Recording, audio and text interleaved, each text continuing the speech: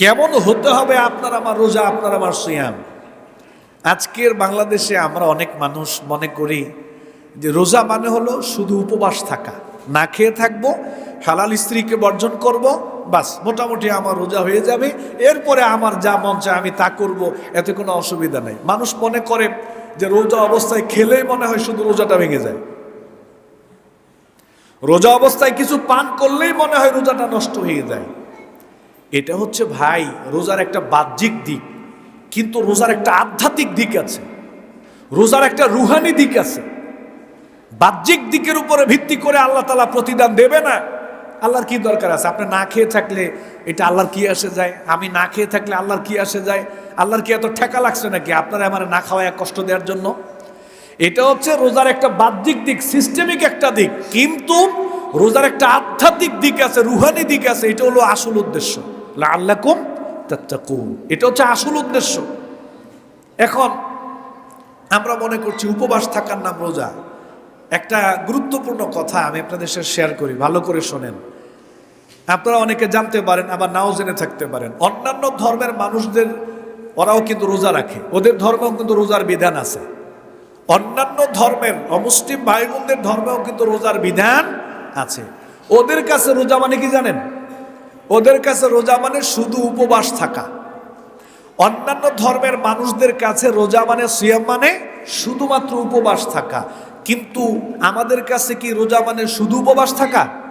No, শুধু উপবাস থাকা নয়। আজকে বাংলাদেশে আমরা কত মানুষ আছি সিয়াম পালন করতেছি, আবার সিয়ামরত অবস্থায় মিথ্যা কথা বলতেছি, সিয়াম পালন করতেছি, সিয়ামরত অবস্থায় গীবত করতেছি, সিয়াম পালন করতেছে, সিয়ামরত অবস্থায় সিনেমা দেখতেছি, গান বাজনা শুনতেছি, গান বাজনা দেখতেছি, বেগানা নারী দেখলে বেগানা নারীর দিকে তাকিয়ে থাকতেছি, বেপরদায় চলতেছি, ঘুষের লেনদেন করতেছি, হারাম কাজ করতেছি, অথচ আমি কিন্তু রোজাদার। আমি কি রোজাদার? যেই ব্যক্তি রোজা রাখা অবস্থায় হারাম কাজ ত্যাগ করতে পারলো না, হারাম কাজ বর্জন করতে পারলো না, ওই ব্যক্তির না খেয়ে থাকা এটা আল্লাহ তাআলার কোনো দরকার নেই। এইটা সিয়াম হিসেবে এই রোজার প্রতিদান আল্লাহ তাআলা নিজ হাতে দেবে না। কারণ রোজার মূল উদ্দেশ্যই হলো আপনাকে আমাকে হারাম কাজ থেকে বিরত থাকার ট্রেনিং দেয়া।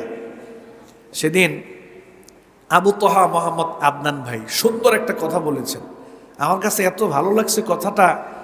একটা আলোচনায় তিনি বলতেছে, দেখেন আপনার হালাল স্ত্রী, আপনার খাবারটা হালাল, আপনার স্ত্রী আপনার জন্য হালাল।